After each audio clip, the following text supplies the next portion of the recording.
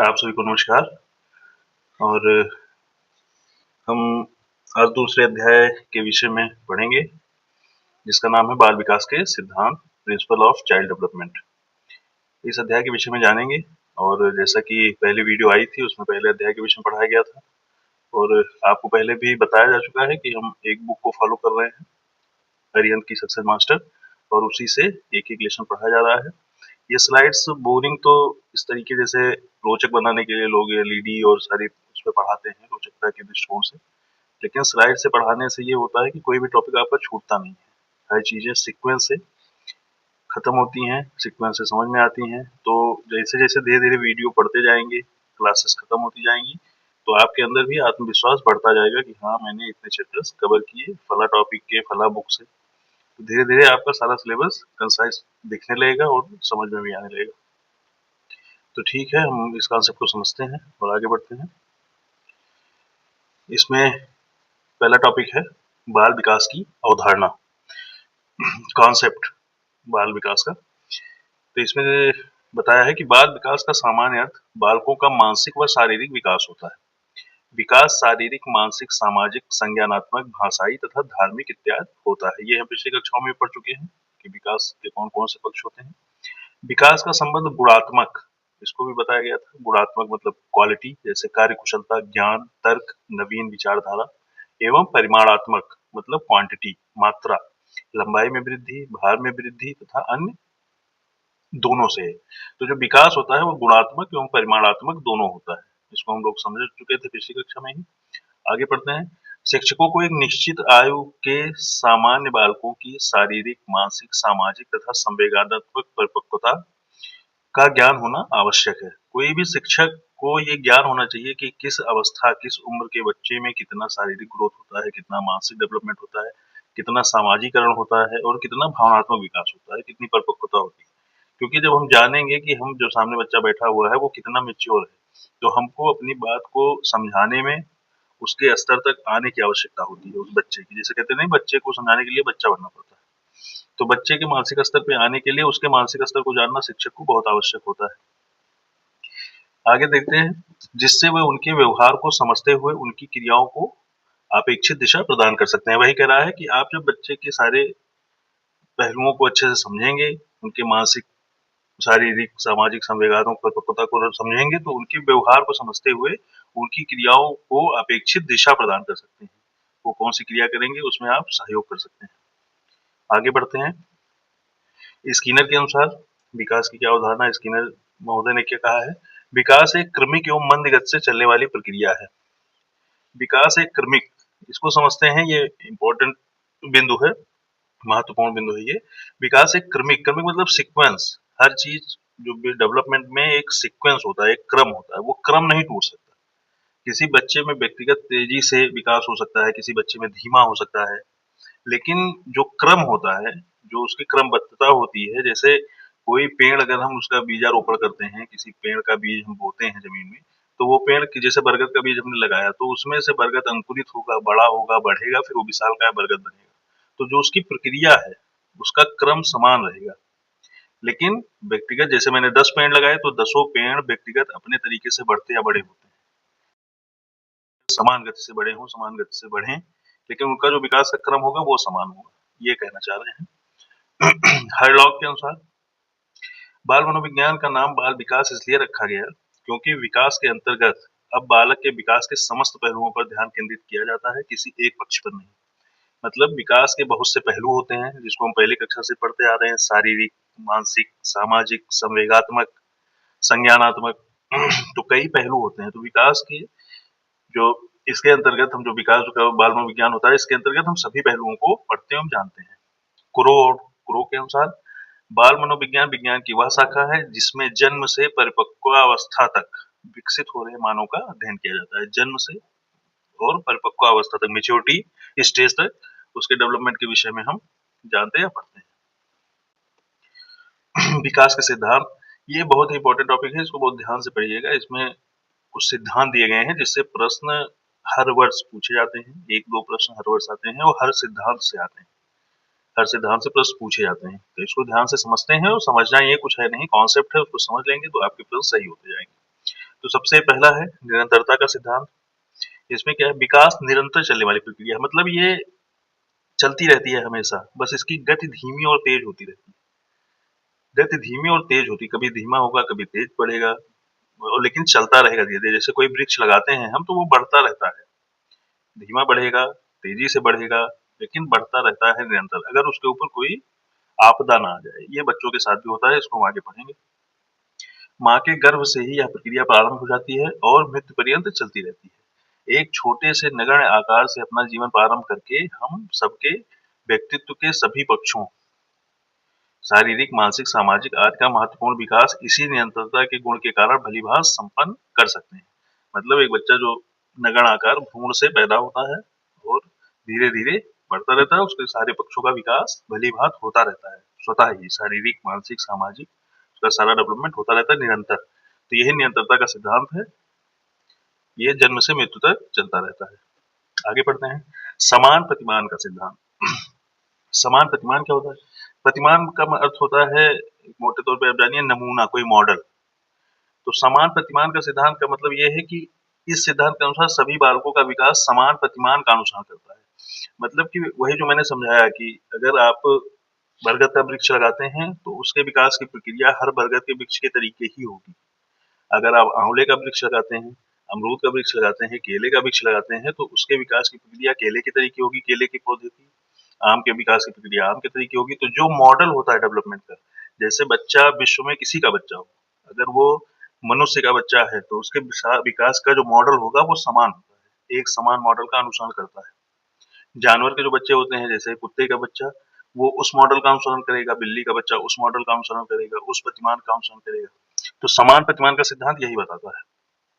इस सिद्धांत के अनुसार सभी बालकों का विकास समान प्रतिमान का अनुसरण करता है, किंतु इसमें वृद्धि और विकास अपनी व्यक्तिगतता के अनुरूप होता है। मतलब इंडिविजुअल हो सकता है, कोई बच्चा जल्दी ग्रोथ कर जाए, कोई बच्चा जल्दी डेवलप कर जाए, तो व्यक्तिगतता के अनुरूप में होता है, लेकिन जो इसका वो सिद्धांत होता है, प्रतिमान जो होता है, मॉडल होता है, वो सेम ही होता है। वे अपनी स्वाभाविक गति से ही वृद्धि और विकास के विभिन्न क्षेत्रों में आगे बढ़ते हैं और इसी कारण उनमें पर्याप्त विभिन्नताएं देखने को मिलती हैं। व्यक्तिगत स्तर पर विभिन्नता देखने को मिलती है इसमें। अगर किसी बच्चे के व्यक्तिगत उसको देखेंगे डेवलपमेंट को, तो इसमें भिन्नता देखने को मिलेगी हमको। आगे पढ़ते हैं, इसीलिए किसी के विकास की गति तीव्र और किसी की मंद होती है। इसको भी हम जानते हैं, जैसे क्लास में अगर 10 बच्चे हैं तो सबका डेवलपमेंट एक जैसा नहीं होता है, सबके सीखने की प्रवृत्ति एक जैसी नहीं होती है। 10 बच्चे 10 तरीके से सीखते हैं और 10 में अलग अलग अपनी व्यक्तिगत भिन्नता होती है। आगे गेसल के अनुसार दो व्यक्ति समान नहीं होते, परंतु सभी बालकों में विकास का क्रम समान होता है, सीक्वेंस इक्वल होता है। जो क्रम होगा सीक्वेंस बढ़ने का, जो मैंने समझाया कि जो इंसान के बच्चे हैं वो एक ही तरीके से बढ़ेंगे। कोई बच्चा तेजी से ग्रोथ कर सकता है, लेकिन जो दूसरा बैठा हुआ है वो आज नहीं कल वो ग्रोथ करेगा। हो सकता है आज क्लास में ए और बी दो बच्चे हैं, ए का ग्रोथ आज की डेट में तेज हो, बी का ग्रोथ नहीं दिख रहा है, इसका डेवलपमेंट नहीं दिख रहा है, लेकिन इसका बी का भी डेवलपमेंट कल या परसों हो सकता है। तो डेवलपमेंट सबका होगा, क्रम सब में वही काम करेगा, लेकिन व्यक्तिगत स्तर पे भिन्न हो सकता है, अलग हो सकता है। तो यही ये बताना चाह रहे हैं। आगे बढ़ते हैं, विकास क्रम की एक रूपता। वही बात है तीसरे सिद्धांत में भी कि विकास का क्रम एक रूप होता है, क्रम समान होता है। यह सिद्धांत बताता है कि विकास की गति एक जैसी ना होने तथा पर्याप्त व्यक्तिगत अंतर पाए जाने पर भी विकास क्रम में कुछ एक रूपता के दर्शन होते हैं। मतलब बच्चा बढ़ेगा सारे बच्चों के तरीके ही धीरे धीरे, लेकिन व्यक्तिगत अंतर होता है हर बच्चे में। व्यक्तिगत जो विकास होता है वो भिन्नता पाई जा सकती है, लेकिन जो क्रम होता है बढ़ने का वो एक जैसा ही होगा। बच्चा छोटे से ही बड़ा होगा, सबके बच्चे छोटे से बड़े होते हैं, किसी का बच्चा ऐसा नहीं होगा पहले बड़ा हो फिर छोटा हो। ये क्रम नहीं बदल सकते। उदाहरण के लिए मनुष्य जाति के सभी बालकों की वृद्धि सिर की ओर प्रारंभ होती है। इसी तरह बालकों के गत्यात्मक और भाषा विकास में एक निश्चित प्रतिमान और क्रम के दर्शन किए जा सकते हैं। जैसे इसको तो हम आपको मोटी भाषा में बता दी है कि हाँ हर बच्चे एक जैसे बढ़ते हैं, लेकिन इसको दूसरे तरीके से बताया है। ये भी समझते हैं कि जो बालक होते हैं इसमें क्रम देखते हैं। हर विकास के बहुत तरीके से अलग अलग हम समझ सकते हैं, बहुत से एग्जाम्पल होते हैं प्रकृति में। तो इसमें जो एग्जाम्पल उठाया है कि बच्चे का जो क्रम होता है वो सिर से प्रारंभ होता है। तो जैसे जो कोई छोटा बच्चा होता है उसको हम देखते हैं तो सबसे पहले वो अपना सिर संभालना सीखता है। जैसे बच्चे जब पैदा होते हैं तो उनका सिर देखिए लुढ़कता रहता है इधर उधर, हमको उठाने से पहले उनके सिर पे हाथ लगाना पड़ता है। लेकिन फिर धीरे-धीरे वो अपनी गर्दन को सँभालना सीखते हैं, गर्दन उनकी स्थिर होने लगती है। फिर वो धीरे-धीरे उठना प्रारंभ करते हैं, बैठना प्रारंभ करते हैं, चलना सबसे बाद में शुरू करते हैं। तो ये भी एक क्रम होता है, मनुष्य के जितने बच्चे होंगे वो पहले सिर ही उठाना सीखेंगे, सिर उठाएँगे, फिर अपने धड़ को उठाना सीखेंगे, फिर वो पहले पैर और हाथ के सहारे से चलते हैं, फिर पैर के भरोसे खड़े होना सीखेंगे धीरे-धीरे।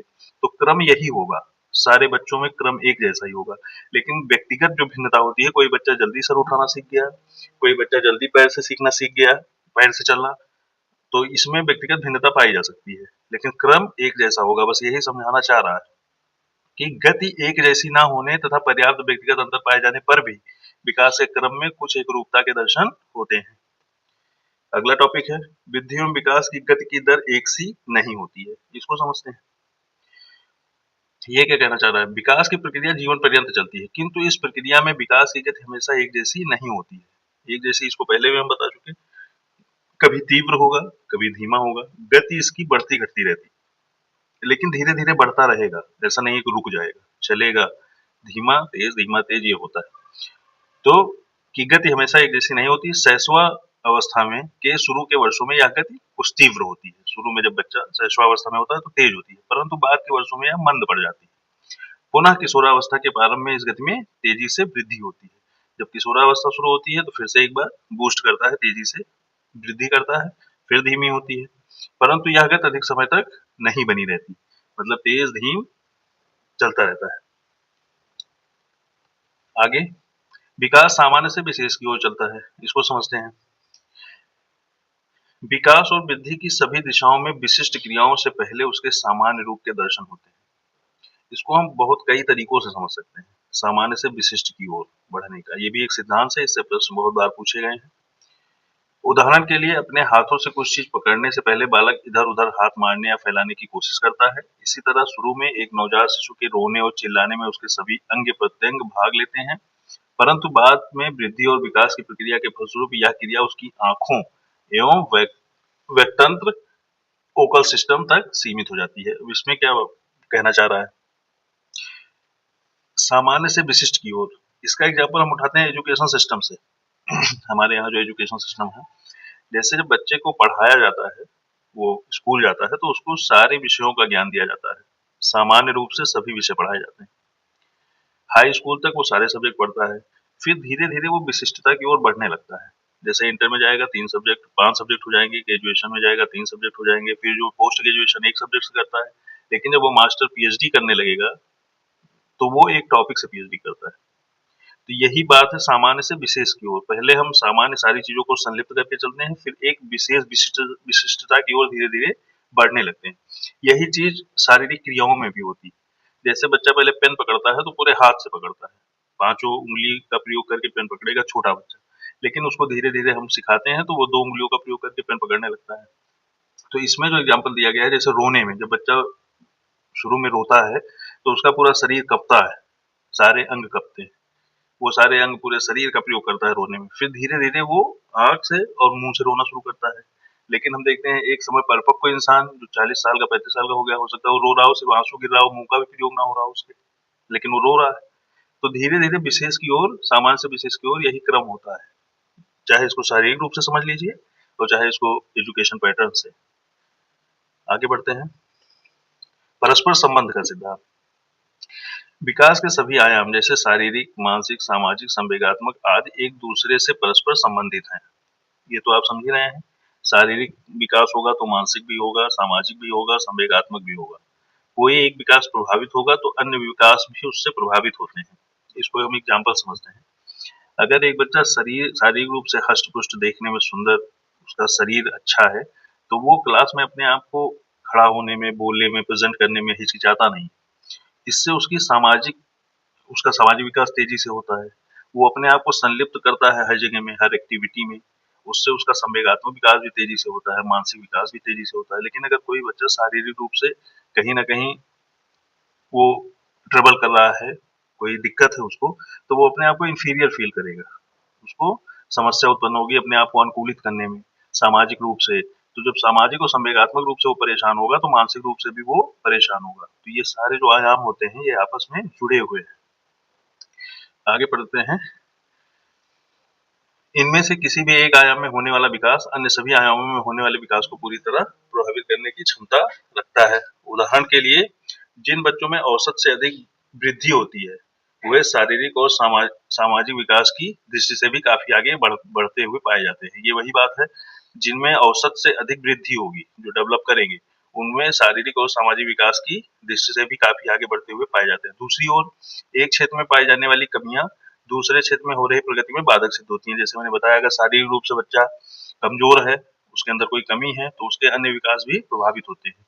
यही कारण है कि शारीरिक विकास की दृष्टि से पिछड़े बालक संवेगात्मक, सामाजिक एवं बौद्धिक विकास से भी उतने ही पीछे रह जाते हैं। आगे बढ़ते हैं। एकीकरण का सिद्धांत, इंटीग्रेशन, इसके विषय में समझते हैं। ये क्या बताना चाह रहा है? विकास की प्रक्रिया एकीकरण के सिद्धांत का पालन करती है। इसके अनुसार बालक पहले संपूर्ण अंग को और फिर अंग के भागों को चलाना सीखता है और इसके बाद वह उन भागों में एकीकरण करना सीखता है। अर्थात बालक इस सिद्धांत के अनुसार सामान्य से विशेष क्रिया की ओर बढ़ते हुए विशेष प्रतिक्रियाओं तथा प्रयासों को एक साथ प्रयोग में लाना सीखता है। उदाहरण के लिए एक बालक पहले पूरे हाथ को, फिर उंगलियों को, फिर हाथ एवं उंगलियों को एक साथ चलाना सीखता है। इस सिद्धांत का मतलब है समन्वय बैठाना एक साथ, तारतम्यता जिसको कहते हैं। तो बालक पहले कोई भी काम, जैसे उसको कोई सामान दिया जाएगा तो वो दोनों हाथ से पकड़ लेगा, उसको मतलब शरीर से लगा लेगा, उस तरीके पकड़ेगा। या पेन पकड़ने का एग्जांपल बताए, पूरे हाथ से पकड़ता है, फिर वो धीरे धीरे उंगलियों का प्रयोग करेगा। फिर वो जब उसमें पारंगत हो जाएगा तो उसकी तारतम्यता और बेहतर हो जाएगी। फिर उस अंग का कैसे इस्तेमाल करना है, वो सारे हाथ का, उंगलियों का परफेक्ट तारतम्यता बनाने लगेगा। तो इसी को एकीकरण का सिद्धांत कहते हैं। इंटीग्रेशन यही है कि पहले सारे अंग को संलिप्त करना, फिर एक एक अंग को इंडिविजुअल संलिप्त करना, फिर एक एक अंग की तारतम्यता को बनाते हुए कार्य को करना। तो ये है प्रिंसिपल ऑफ इंटीग्रेशन। फिर है व्यक्तिगत अंतर का सिद्धांत। इसको हम लोग पढ़ चुके हैं कि विकास में हर बच्चे में व्यक्तिगत अंतर होता है। तो इसको देखते हैं।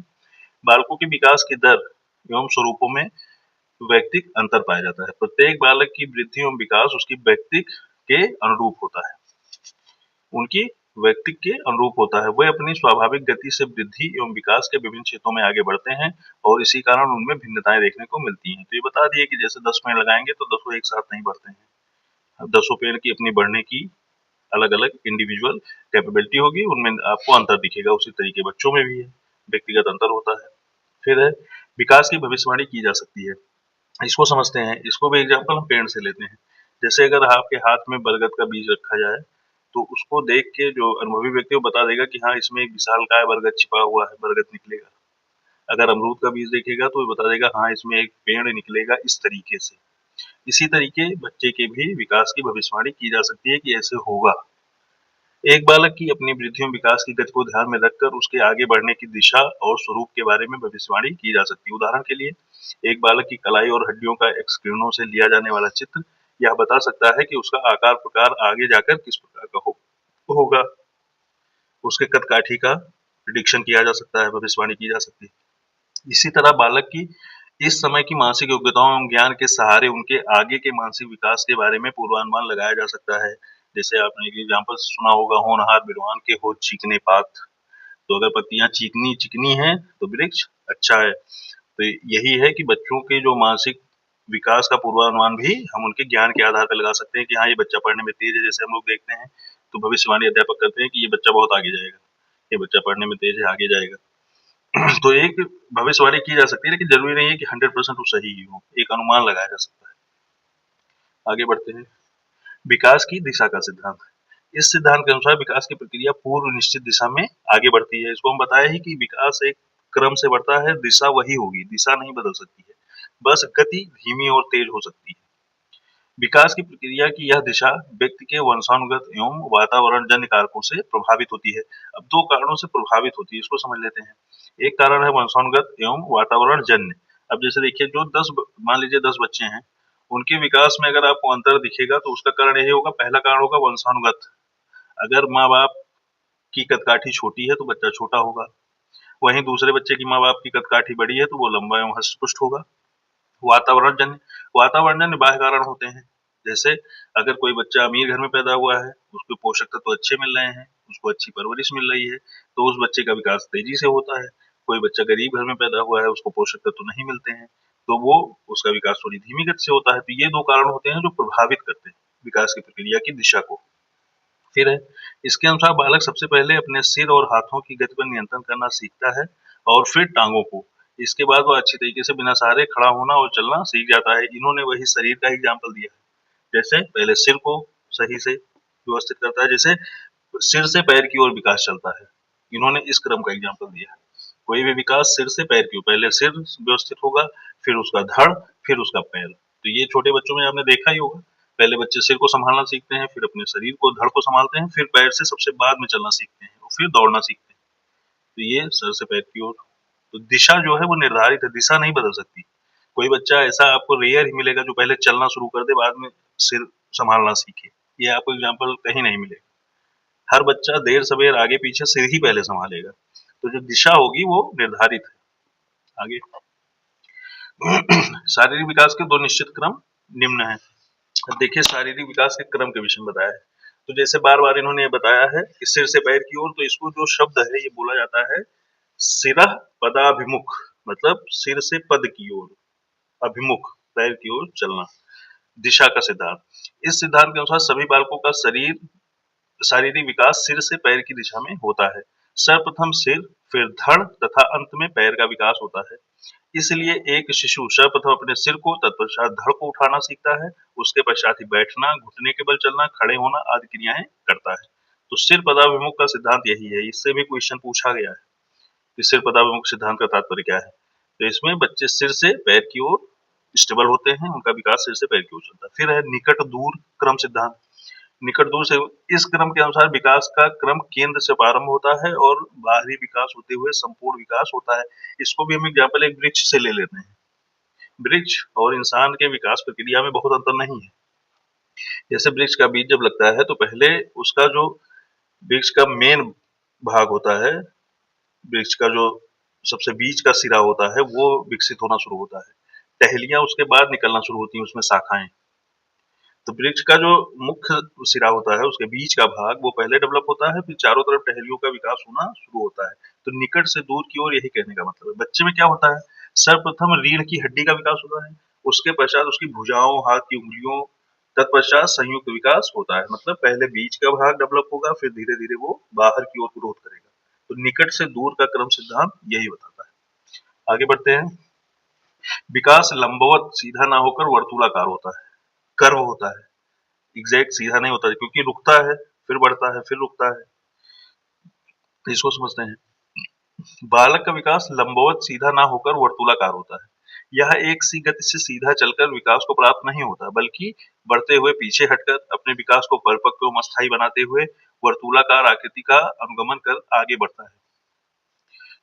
किसी एक अवस्था में वह तेजी से आगे बढ़ते हुए उसी गति से आगे नहीं जाता, बल्कि अपनी विकास की गति को धीमा करते हुए वर्षों में विश्राम लेता हुआ प्रतीत होता है, ताकि प्राप्त वृद्धि और विकास को अस्थायी रूप दिया जा सके। इसको हम उदाहरण उठाते हैं, जैसे आपके यहाँ मान लीजिए कोई मिस्त्री लगा है, वो दीवार बना रहा है। तो अगर वो दीवार बनाने की प्रक्रिया में लगा हुआ है तो पूरी दीवार एक दिन में नहीं खड़ी हो जाती। पहले उसके 4 लेयर, 5 लेयर, 6 लेयर ईंटें जोड़े जाते हैं, फिर वहां रोक दिया जाता है ताकि वो ईंटें पक जाएं। सीमेंट जो मसाला लगा हुआ है उसमें वो पक जाए और स्थिर हो जाए, पक के स्थिर हो जाए और उसमें मजबूती आ जाए, फिर उसके ऊपर अगली लेयर चढ़ाई जाती है। तो यही बच्चों में भी होता है। जैसे उनका कोई डेवलपमेंट हुआ, वो बढ़े, फिर उसमें परिपक्वता आती है, कुछ वर्षों के लिए रुक जाएगा, विश्राम ले लेगा, जब मजबूती आ जाएगी फिर डेवलपमेंट स्टार्ट हो जाता है। यही कहना चाह रहा है कि किसी एक अवस्था में वह तेजी से आगे बढ़ते हैं। ये जैसे किसी एक अवस्था में वह तेजी से आगे बढ़ते हुए उसी गति से आगे नहीं जाता, बल्कि अपनी विकास की गति को धीमा करते हुए वर्षों में विश्राम लेता हुआ प्रतीत होता है, ताकि प्राप्त वृद्धि और विकास को अस्थायी रूप दिया जा सके। मतलब जो ग्रोथ हुआ है, जो डेवलपमेंट हुआ है, उसको मेच्योर किया जा सके, उसको अस्थायी रूप दिया जा सके। फिर आंशिक पुनर्बलन, ये सिद्धांत, इससे प्रश्न लमसम पूछे जाते हैं, हर पेपर में एक आध प्रश्न जरूर आ जाता है। प्रीवियस ईयर आप उठा के देखेंगे तो आंशिक पुनर्बलन का सिद्धांत आपको मिलेगा। इसको हम समझ लेते हैं, बहुत ही आसान है, कुछ नहीं है इसमें। आंशिक पुनर्बलन, पुनर्बलन मतलब होता है रीइंफोर्समेंट। इसको हम समझ लेते हैं, जिन्होंने रसचंद अलंकार ये सारी चीजें पढ़ी होंगी, उसमें एक शब्द आता है उद्दीपन। उद्दीपन एक ऐसा शब्द होता है, जैसे उद्दीपन का मतलब होता है किसी चीज को एक्सेलरेट करना, बढ़ाना। उद्दीपक का, जैसे आग में घी उद्दीपन का काम करता है, आग को तेज कर देता है। तो पुनर्बलन भी वही चीज है। कोई भी अनुक्रिया हो रही है, जैसे इसको पढ़ लेते हैं, इन्होंने क्या कहा है डोनाल्ड नील मिलर ने। पुनर्बलन किसी अनुक्रिया को बार-बार दोहराने की संभावना को बढ़ाता है। सामान्यतः आंशिक पुनर्बलन सतत पुनर्बलन की अपेक्षा अधिक प्रभावी होता है, क्योंकि पुनर्बलन के माध्यम से नवीन प्रतिक्रियाओं को भी जन्म मिलता है। अब इसको समझ लेते हैं, यही प्रश्न कई बार पूछा गया है कि सामान्यतः आंशिक पुनर्बलन और सतत पुनर्बलन की अपेक्षा अधिक प्रभावी होता है। ये पूछता है कि पुनर्बलन कौन सा अधिक प्रभावी है, सतत की आंशिक। अब ये समझते हैं, जैसे हम आग में घी उद्दीपन का काम करता है, लेकिन किसी अनुक्रिया को सीखने में, रिस्पॉन्स के लिए, किसी भी चीज को सीखने में बच्चे के लिए उद्दीपन का काम करता है पुरस्कार, प्रोत्साहन। तो अगर हम बीच बीच में किसी बच्चे को पुरस्कृत करते हैं तो उसको पुनर्बलन मिलता है, उसकी अनुक्रिया को फिर से बल मिल जाता है। लेकिन आंशिक पुनर्बलन ज्यादा कारगर क्यों होता है? क्योंकि अगर सतत रूप से हम किसी बच्चे को रोज पुरस्कृत कर रहे हैं, डेली अवार्ड दे रहे हैं, तो उसके अंदर वो कम हो जाएगी, रिस्पॉन्स उसका वीक पड़ जाएगा। वो समझ जाएगा अरे सर तो रोज हमको अवार्ड देते हैं। लेकिन अगर हम आंशिक मतलब कभी कभी रैंडम पार्सली हम उसको क्या कहते हैं अवार्ड दें, उसको पुनर्बलित करें, रिइंफोर्स करें, तो वो ज्यादा कारगर होता है सतत की अपेक्षा। ठीक है, आगे बढ़ते हैं। वृद्धि और विकास की क्रिया वंशानुगत और वंशानुक्रम और वातावरण का संयुक्त परिणाम है। इसको बहुत अच्छे से समझ लीजिए। वंशानुक्रम और वातावरण 50-50% दोनों का योगदान होता है। कोई भी बच्चा कैसा है, उसका डेवलपमेंट कैसा है, जैसे कोई बच्चा मान लीजिए कोई 20 साल का व्यक्ति है, वो इस समय कैसा है, उसकी संपूर्ण क्रियाकलाप, उसके विकास की प्रक्रिया हम दो तरीके से जान सकते हैं, और जिसमें उसमें 50% उसके माँ बाप का रोल होता है और 50% उसके वातावरण का रोल होता है। इसको हम समझते हैं। बालक की वृद्धि और विकास को वंशानुक्रम और वातावरण की संयुक्त देन माना जाता है। दूसरे शब्दों में वृद्धि और विकास की प्रक्रिया में वंशानुक्रम जहाँ आधार का कार्य करता है, वहाँ वातावरण इस आधार पर बनाए जाने वाले व्यक्तित्व संबंधी भवन के लिए आवश्यक सामग्री और वातावरण जुटाने में सहयोग देता है। अतः वृद्धि और विकास की प्रक्रिया में इन दोनों को समान महत्व दिया जाना आवश्यक होता है। इसका भी एग्जाम्पल हम वृक्ष से लेते हैं।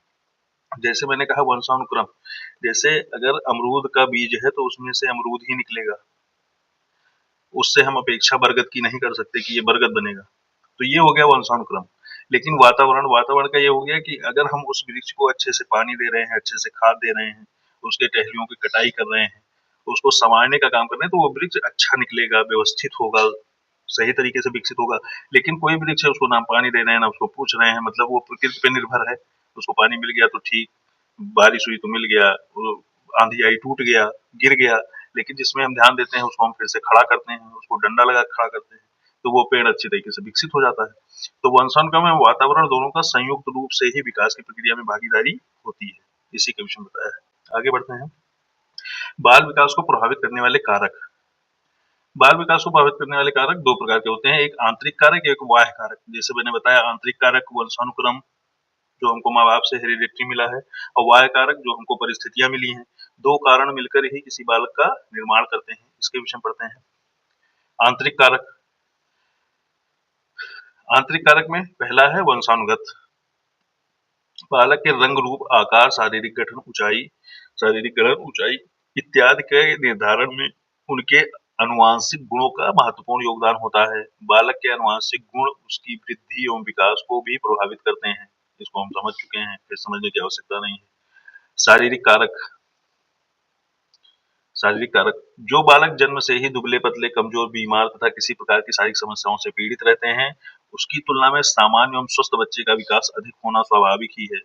शारीरिक कमियों का स्वास्थ्य पर ही नहीं अपितु वृद्धि एवं विकास पर भी प्रतिकूल प्रभाव पड़ता है, अपोजिट प्रभाव पड़ता है। इसको बताया गया कि अगर उसका शरीर कमजोर है तो उसकी वृद्धि पर भी अपोजिट प्रभाव पड़ेगा, इसका प्रतिकूल, अगेंस्ट।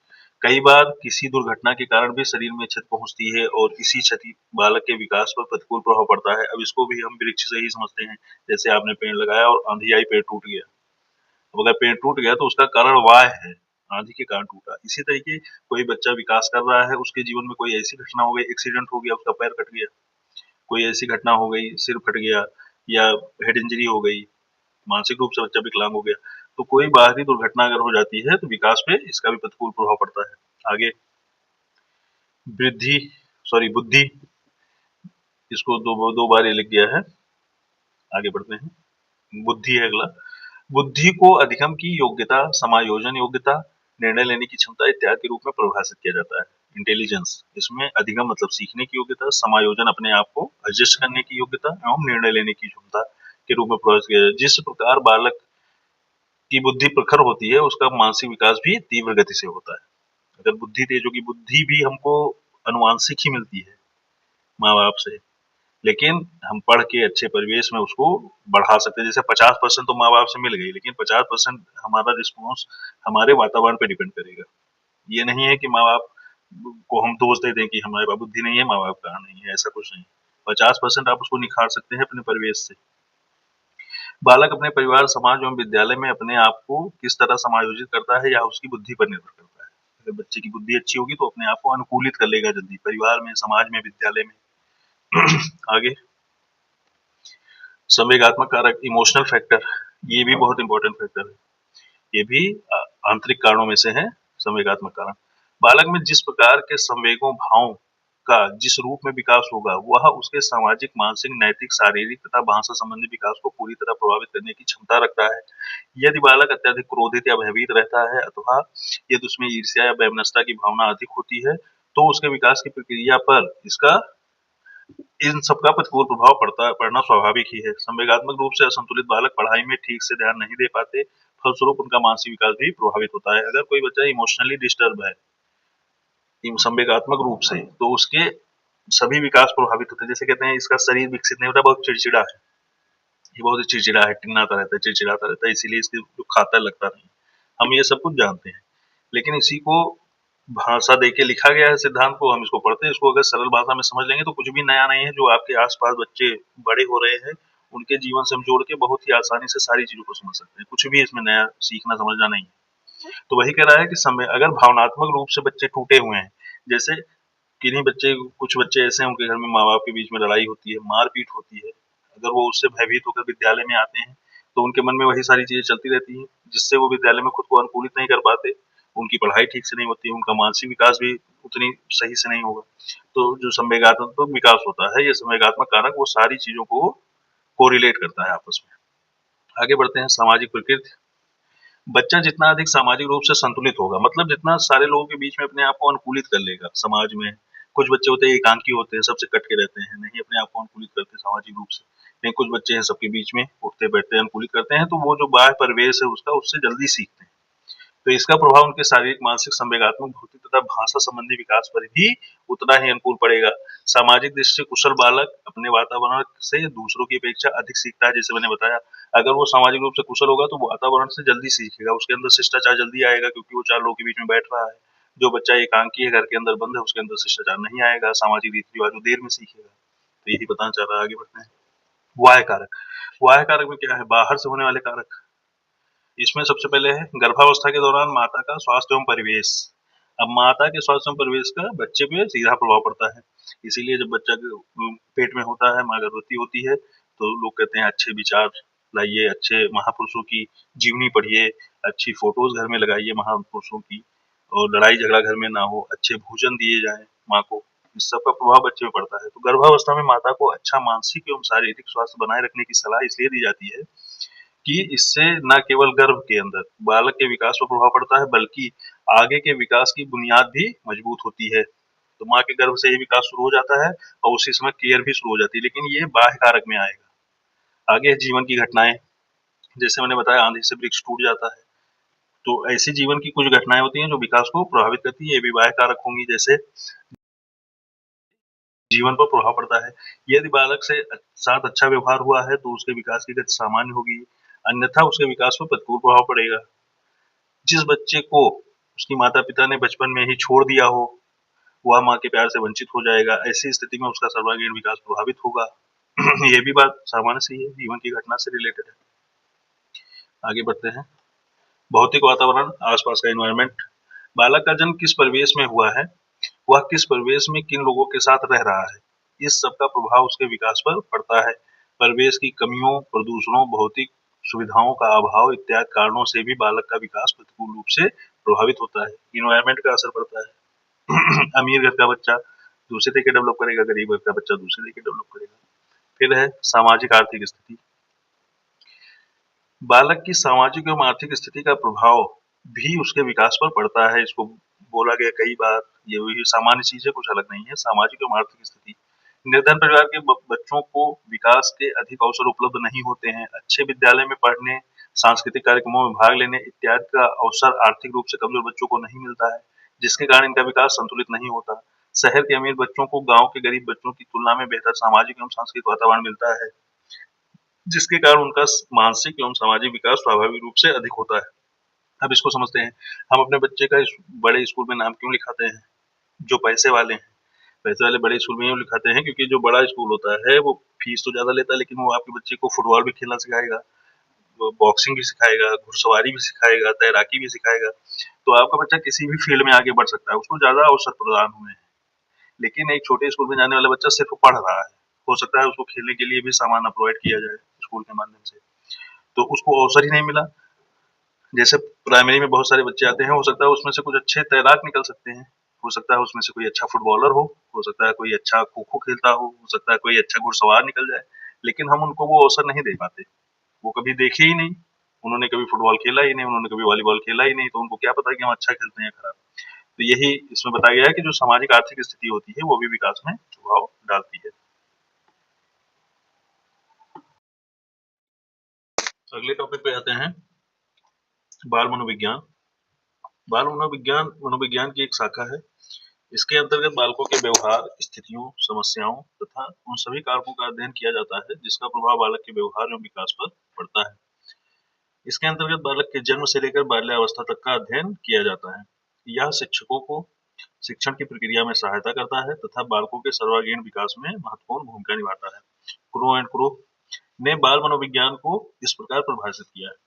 बाल मनोविज्ञान एक वैज्ञानिक अध्ययन है जिसमें बालक के जन्म के पूर्व काल से लेकर उसकी किशोरावस्था तक का अध्ययन किया जाता है। क्रो एंड क्रो जी ने बताया है किशोरावस्था तक अध्ययन होता है।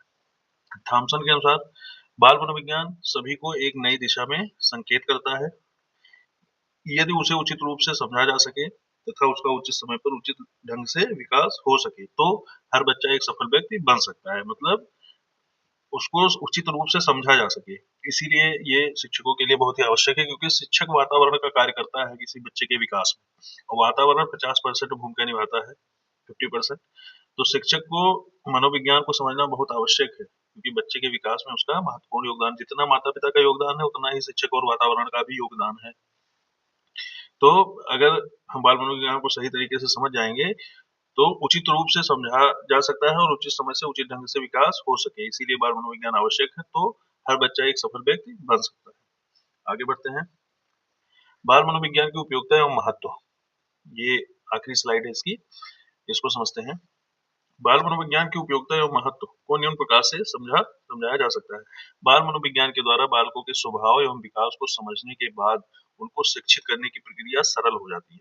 बाल मनोविज्ञान बालकों के व्यक्तित्व विकास को समझने में सहायक होता है। बच्चों को समय समय पर निर्देश की आवश्यकता होती है, किस उम्र में किस अवस्था में क्या निर्देश देने हैं ये समझना होता है। इस निर्देश के द्वारा ही बालकों में उनकी रुचि के अनुरूप विभिन्न कौशलों का विकास किया जा सकता है। उनको डायरेक्शन की आवश्यकता होती है, किस एज में कैसा डायरेक्शन चाहिए ये जानना बहुत आवश्यक है। हम उस उम्र के बच्चे से क्या अपेक्षा कर सकते हैं उसके बिहाफ पे ही हम उसको डायरेक्शन देते हैं। तो हम किस बच्चे से क्या अपेक्षा करेंगे इसके लिए बाल मनोविज्ञान को समझना और पढ़ना बहुत आवश्यक है। बाल मनोविज्ञान की सहायता के बिना बाल निर्देश संभव नहीं है। अगर हम बाल मनोविज्ञान की समझ नहीं रखते हैं तो हम सही तरीके से डायरेक्शन नहीं दे सकते हैं किसी बच्चे को। आगे, बाल मनोविज्ञान की सहायता से बालकों के व्यवहार के अध्ययन के बाद विद्यालय एवं घर के वातावरण को बच्चों के अनुकूल उपयुक्त बनाने में सहायता मिलती है। अगर हम बाल मनोविज्ञान को सही तरीके से पढ़ें, हम तो ये कहते हैं कि बाल मनोविज्ञान को माँ बाप को भी पढ़ना चाहिए क्योंकि वो भी घर का वातावरण सही तरीके से बच्चे के अनुरूप बना सकते हैं, और शिक्षक को भी पढ़ना चाहिए क्योंकि शिक्षक अगर इसे नहीं पढ़ेगा तो वो क्लास का एनवायरनमेंट, स्कूल का एनवायरनमेंट बच्चे के अनुरूप नहीं बना पाएगा। बाल मनोविज्ञान बालकों के व्यवहार एवं उनके कारणों के बारे में बताता है कि बाल मनोविज्ञान हमको ये बताता है कि बच्चे का व्यवहार ऐसा क्यों है, इस उम्र में व्यवहार इस तरीके होता है, ये बाल मनोविज्ञान में बताएगा। उसके पीछे कारण क्या है, क्यों होता है, जैसे किशोरावस्था में बच्चे कैसे रिएक्ट करेंगे, इसका कारण भी बाल मनोविज्ञान हमको बताता है। बाल्यावस्था में, शैशवावस्था में वो कैसे रिएक्ट करेंगे, इसका भी कारण बाल मनोविज्ञान हमको बताता है। इसीलिए बालकों की आदतों एवं व्यवहार में सुधार करने में इसकी प्रमुख भूमिका होती है। हम कैसे सुधार सकते हैं, उनसे क्या अपेक्षा कर सकते हैं, ये भी हमको बाल मनोविज्ञान के द्वारा ही पता चलता है। बाल मनोविज्ञान के द्वारा बालक के व्यक्तित्व का अध्ययन कर उनके भविष्य के बारे में बताया जा सकता है एवं आवश्यकता पड़ने पर उससे बेहतर भविष्य के लिए सलाह दी जा सकती है। मतलब वही है डायरेक्शन देना। बाल मनोविज्ञान का अध्ययन प्राथमिक शिक्षकों के लिए अति आवश्यक है ताकि वे बालकों को सही तरीके से पढ़ा सकें। शिक्षक को जानना, माँ बाप को भी जानना बाल मनोविज्ञान के विषय में आवश्यक है और शिक्षक को भी आवश्यक है। दोनों की भूमिका होती है। तो इसी के साथ ये टॉपिक खत्म होता है और ये दूसरा चैप्टर खत्म होता है। और आपने देखा होगा बहुत ही आसान है, कुछ भी इसमें बहुत अलग नहीं है। एक कहानी के तरीके आप समझते जाएंगे एग्जाम्पल से, और मैं एग्जाम्पल से ही सभी अवधारणाओं को समझाता जाऊंगा, सारे कॉन्सेप्ट आप समझते जाएंगे। कुछ भी इसमें रॉकेट साइंस नहीं है, कुछ भी अलग से करने की आवश्यकता नहीं है। आपके धीरे धीरे आप देखेंगे आपके सारे चैप्टर खत्म होंगे और सारे चैप्टर से क्वेश्चन जो आते हैं वो क्वेश्चन आप इजीली करने लेंगे। जैसे आप टेस्ट के लिए जो 2 चैप्टर पढ़ाया गया है उससे जो प्रश्न पूछे गए हैं विगत वर्षों में, वो प्रश्न आप करके आप जांच भी कर सकते हैं इस चीज का कि आपकी जो लर्निंग है वो सही डायरेक्शन में जा रही है कि नहीं। तो इसकी जांच आप लोग अवश्य कर लें। प्रश्नों को भी हम कराएंगे। पहले हमने ये सोचा है कि बाल मनोविज्ञान पूरा खत्म कर लें, जो इसके 24 टॉपिक हैं उसको कंप्लीट कर दें।